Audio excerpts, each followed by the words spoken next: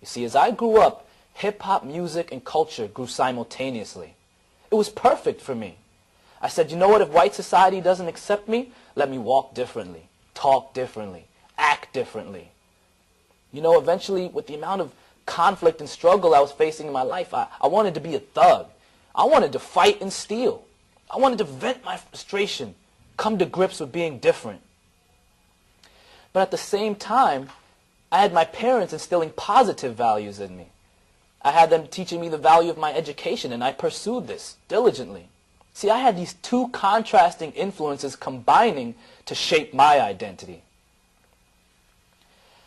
But you know, as I grew up and I fell in love with the music and the movement that gave me power, gave me freedom.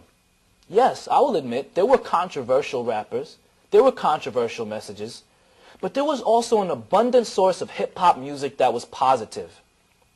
And even the songs about inner city life, about gangs and violence and drugs, they seemed more about educating the outside world, about the conditions in these areas that no one knew about. You know, today's artists seem more concerned with glorifying violence and drugs, even after these things are no longer a factor in the artist's life. You know, back then there were also positive songs with positive messages about uplifting and oppressed people, teaching the people of this country the history of this country and its people. Today's hip-hop industry is saturated with negative images. Today's artists are portraying their own people as being good for only acting rowdily, reacting with violence as a solution, the first solution to any hostility, any conflict.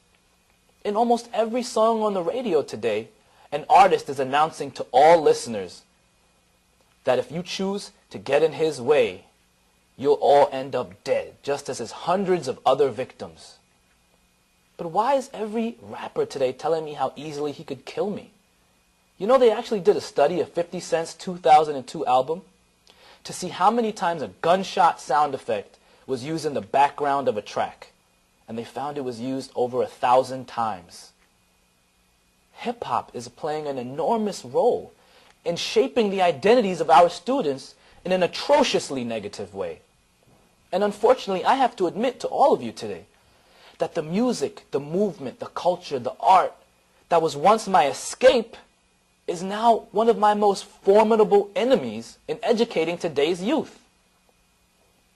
You see, there are people who seek to profit by exposing our children to this one-sided, exclusively negative ideas.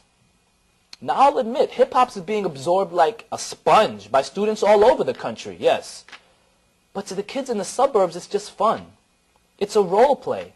It's a chance to be a gangster, a drug dealer with a $4 million bulletproof Bentley for a few minutes.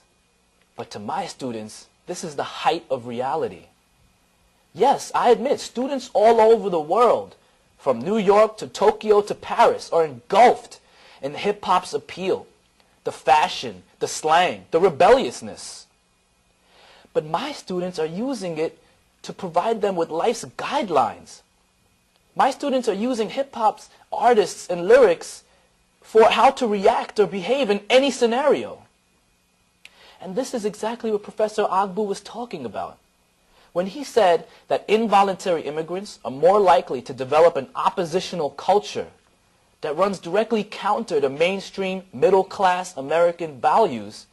This is exactly what he was referring to.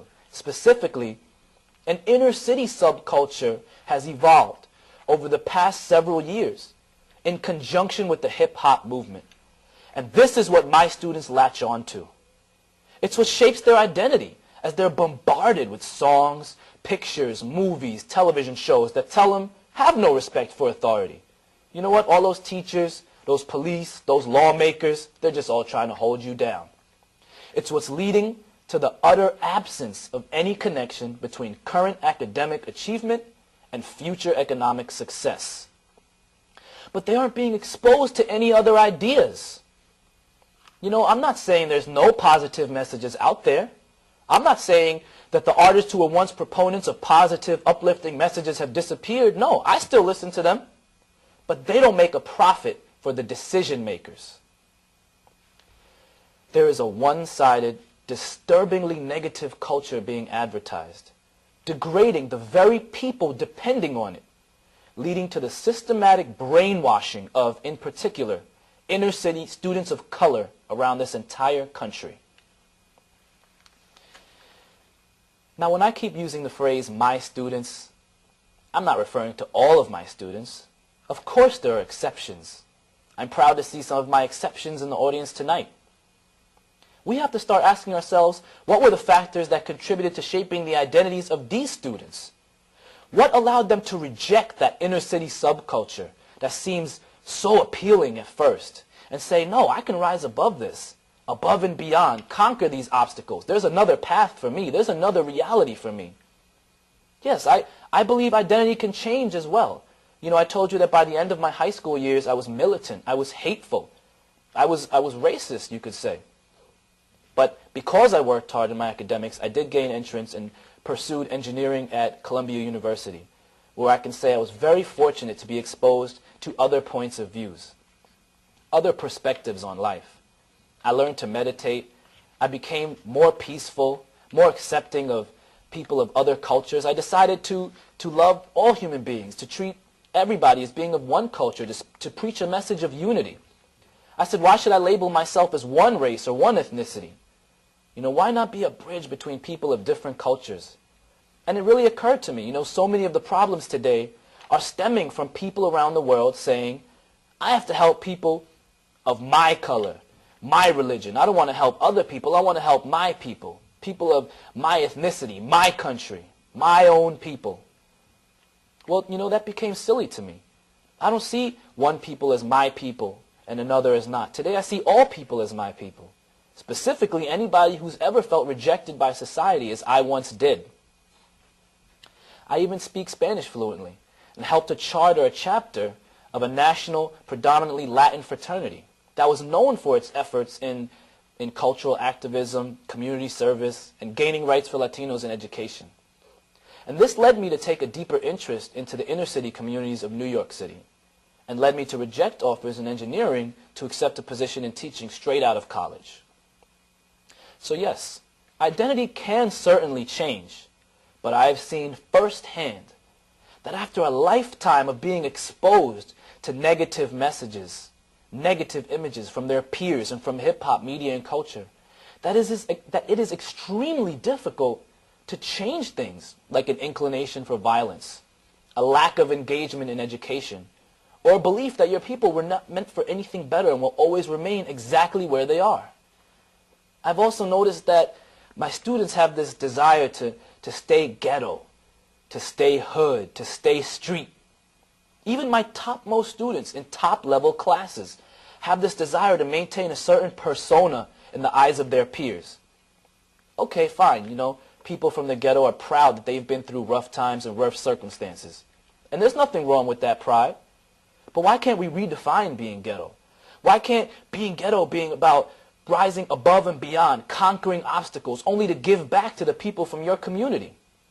Why can't we make being hood about realizing that everyone who comes from your neighborhood, from your background, who looks just like you, can come together to represent your people in a positive way and change your place in society? You know, to the students in the audience, when I keep saying I want you to be successful, I'm not saying I want you to be successful monetarily, necessarily. You know, when I say I want you to be rich, I'm not saying you have to be rich in money. I want you to be rich in options. I want you to work hard now so that in a few years you can do whatever you want to do and be happy. You know, as a teacher today, I don't make a lot of money, but believe me, I'm rich. See, I love what I do, and I make a difference every day. And in that sense, I want you all to be rich one day.